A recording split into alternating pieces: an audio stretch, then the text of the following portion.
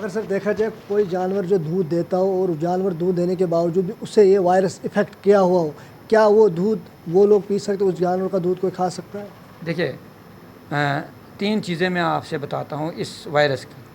एक तो ये वायरस जो है ये सिर्फ गाय, भैंस, शीप और गोट में पाया जाता है, जिसको बोलते हैं host specific virus. Host specific virus होगा कि ये वायरस जो है इन्हीं में पलता है। इसके लक्षण जो हैं वो आपका जो गाय होगी उसमें पहले बुखार होगा, खाना छोड़ देगी, आँखों में पानी आएगा, नाक से पानी आएगा और टांगों में सूजन हो जाएगी। उसके बाद फोड़े निकलना शुरू हो जाएंगे पूरे बदन पे। हमारा टोल फ्री नंबर है 1800180720 ये हमारा टोल फ्री नंबर है। नाज़रीन आदाब, आप देखें न्यूज़ फॉर यू, मैं हूँ आपका मेज़बान इम्तियाज़ देख। अगर हम जम्मू कश्मीर की बात करें तो जम्मू कश्मीर में वायरस ने जो है वो दाखिल होगी, जो ज़्यादातर जानवरों में जो असर करती है।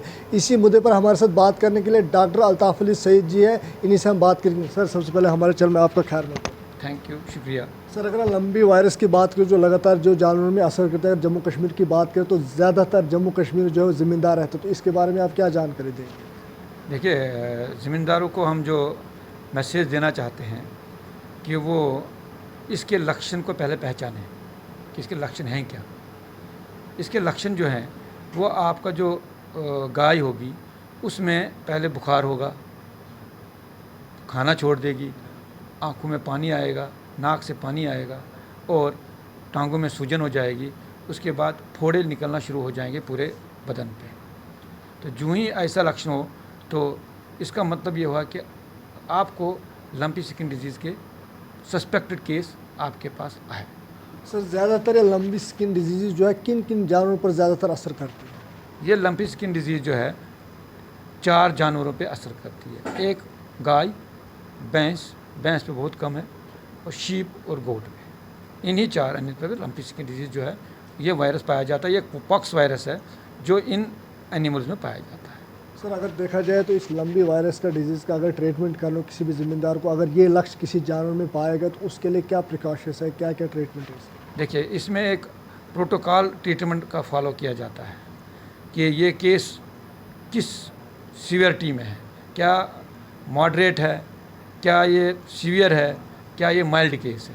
तो उसी के हिसाब से इसमें ट्रीटमेंट किया जाता है। इसमें एक प्रोटोकॉल है, इसमें एक एंटीबायोटिक दिया जाता है, एंटीपायरेटिक दिया जाता है, एंटीहिस्टामिनिक दिया जाता है, इम्यूनोमॉड्यूलेटर्स दिए जाते हैं और लिवर टॉनिक्स दी जाती है। तो उसी चीज़ को फॉलो करते हमारे वेटरनरी सर्जन हैं वो सीवियरिटी ऑफ केस को देख के ही उसी के हिसाब से इसमें ट्रीटमेंट हो जाता है। तो ये जितना जो भी ट्रीटमेंट आपने कहा इसके मुतालिक अगर दवाई लेनी हो तो ज़िम्मेदारों को कहाँ दवाई मिलेगी, किस नंबर पे अगर कोई रब्ता करना हो? देखिए, अब आज से हमें सप्लाईज मिल रही है, चूँकि आपको पता है कि बहुत रश है, दवाई इतनी बाज़ार में नहीं मिल रही है, लेकिन जितनी दवाई हमसे हो सकता है हमने अपनी दवाई सप्लाई अभी तक सेंटर को भेज रहे हैं। तो हमारी दवाई जो है डिपार्टमेंट की तरफ से जो है एंटीबायोटिक, एंटीहिस्टामिनिक और एंटीपायरेटिक जो है वो 50% कॉस्ट पे दे रहे हैं। दूसरी जो दवाई है, जैसे हमारे पास जो स्प्रेज हैं और जो क्रीम्स हैं वो फ्री ऑफ कॉस्ट दी जा रही है।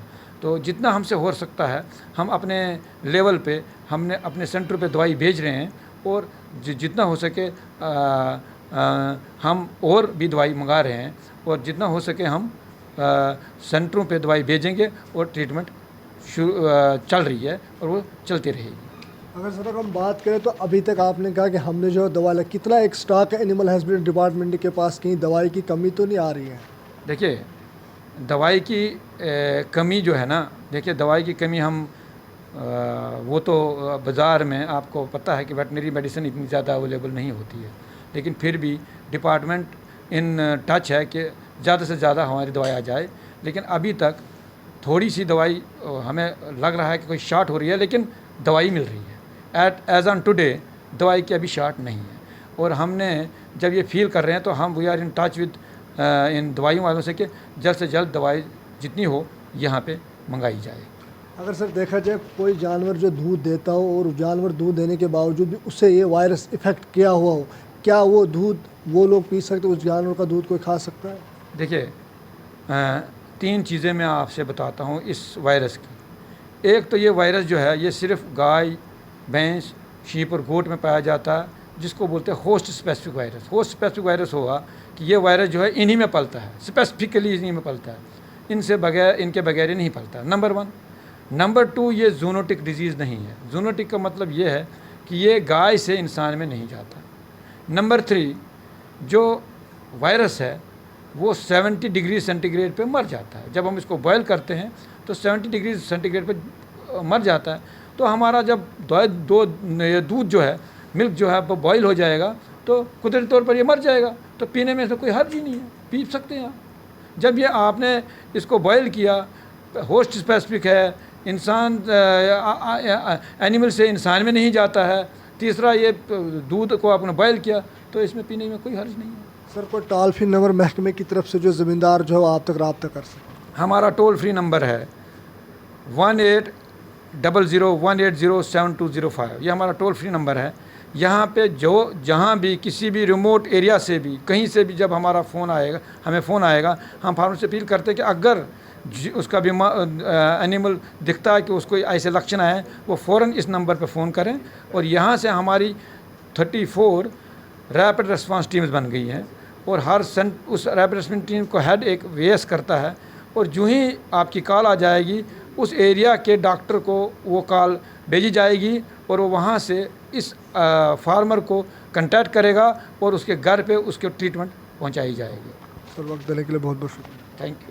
इसे डॉक्टर अल्ताफ़ अली सैद जिनने साफ साफ लम्बी वायरस के बारे में हमें तफसीलन बताया और ये जानकारी जो आप तक पहुंचाने की कोशिश की, और हमें भी उम्मीद है ये जानकारी आप तक ज़रूर पहुंची होगी और इस वायरस के बारे में जो भी लक्ष्य इन्होंने बताए इन पर आप गौर करेंगे। और साथ ही इन्होंने अपने महकमे की तरफ से जो टोल फ्री नंबर दिया गया उनके साथ रब्ता करके अगर किसी भी आपके घर में किसी भी जानवर में ये वायरस इफ़ेक्ट करता हो तो आप उस टोल फ्री नंबर पर जो रब्ता करके इनके साथ एनिमल हस्बेंड्री डिपार्टमेंट के साथ जो रब्ता कर सकते हैं।